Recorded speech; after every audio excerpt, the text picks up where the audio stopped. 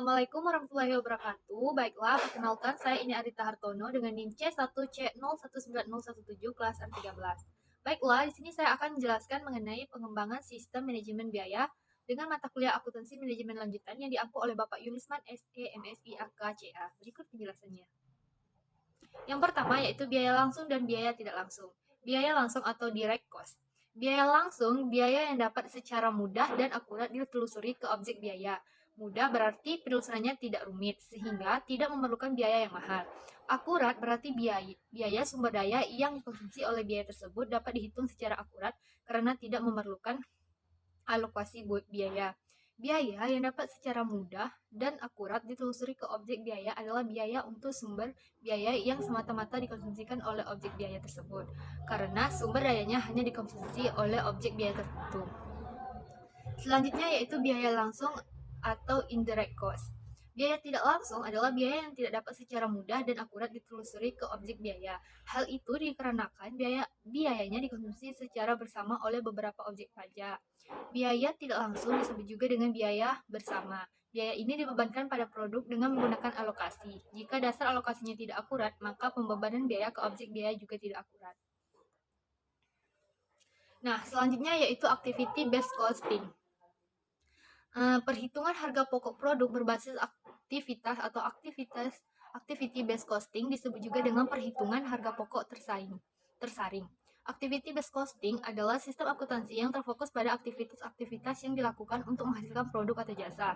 Nah, ABC ini menyediakan informasi perihal aktivitas-aktivitas dan sumber-sumber daya yang dibutuhkan untuk melaksanakan aktivitas tersebut. Aktivitas adalah setiap kejadian atau transaksi yang merupakan pemicu biaya, yakni bertindak sebagai faktor penyebab dalam pengeluaran biaya organisasi. Nah, selanjutnya dengan perhitungan harga pokok produk berbasis aktivitas atau activity based costing ini, biaya overhead pabrik dibebankan ke objek biaya seperti barang atau jasa dengan mengidentifikasi sumber daya, aktivitas, dan biayanya serta kuantitas, aktivitas, dan sumber daya yang dibutuhkan untuk memproduksi output. Nah, sistem harga pokok ABC ini bertujuan memahami overhead dan profitabilitas produk konsumen.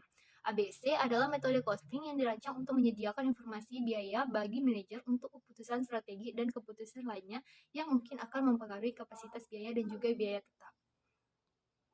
Selanjutnya yaitu keuntungan dan keterbatasan dari activity based costing ini sendiri.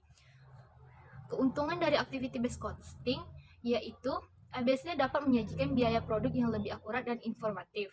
Kemudian ABC memberikan pengukuran yang lebih akurat atas biaya pemacu aktivitas. Kemudian ABC ini dapat juga membantu manajer lebih mudah mengakses informasi tentang biaya-biaya yang relevan dalam membuat keputusan bisnis. Selanjutnya yaitu keterbatasan dari activity based costing. Nah, yang pertama yaitu pengalokasiannya sekalipun data aktivitasnya tersedia. Kemudian biaya-biaya yang diabaikan. Dan yang terakhir yaitu biaya dan waktu yang digunakan. Sistem ABC sangat mahal untuk dikembangkan dan diterapkan. Selanjutnya yaitu activity based costing with idle capacity. Dalam model ABC, pembagian biaya berdasarkan perilakunya dapat dibagi menjadi dua bagian, yaitu biaya fleksibel dan biaya tetap. Biaya fleksibel merupakan kategori biaya yang berfluktuasi sesuai dengan jumlah aktivitas yang dilakukan perusahaan. Biaya ini yang dapat dihilangkan oleh perusahaan. Kemudian biaya tetap ini merupakan biaya yang muncul akibat adanya komitmen perusahaan terhadap penggunaan sumber daya untuk melakukan suatu aktivitas. Nah, komitmen tersebut sudah dilakukan untuk suatu tertentu sehingga sulit untuk dibatalkan. Kemudian dalam model ABC ini, maka biaya tetap ini harus dibebankan berdasarkan kapasitas teoritis atau theoretical capacity atau kapasitas praktikal atau practical capacity. Yaitu kapasitas teoritis merupakan kapasitas maksimal dari penggunaan sumber daya yang dimiliki perusahaan. Kemudian kapasitas praktikal merupakan kapasitas teoritis setelah dikurangi dengan waktu-waktu tidak produktif. Selanjutnya yaitu time driven activity based costing.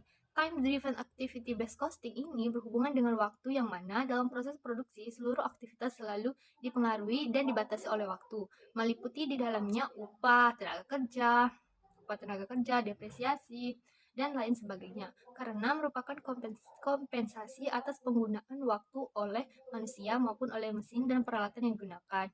Nah, sehingga waktu menjadi salah satu kendali yang dapat digunakan dalam melakukan analisa dan implementasi time-driven activity based costing.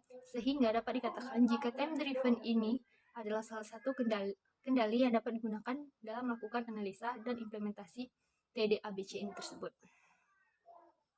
Selanjutnya, menurut Kaplan et al. 2003, metode Time Driven Activity Based Costing hanya membutuhkan dua parameter, yaitu unit cost untuk menghasilkan kapasitas dan waktu yang dibutuhkan untuk melakukan transaksi atau aktivitas atau unit times.